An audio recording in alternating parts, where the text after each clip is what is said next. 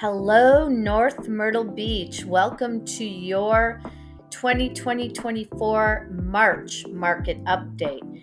And I have some fabulous news for you. Take a look here. So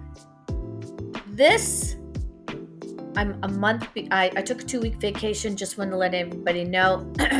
Normally, I do these like at the second week of the month, but I had that vacation. So I'm sorry that this is late, but this is for March.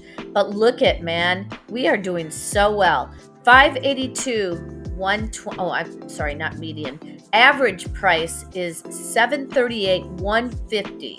Wow. Compared to March last year, 559, 327. You guys, North Myrtle Beach is on fire. It's a great time to sell your home. So please, if you are interested, please give me a call.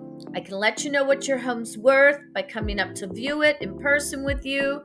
I can tell you what your neighborhood and surrounding neighborhoods are selling for, but let's get it on the market. It's a great time.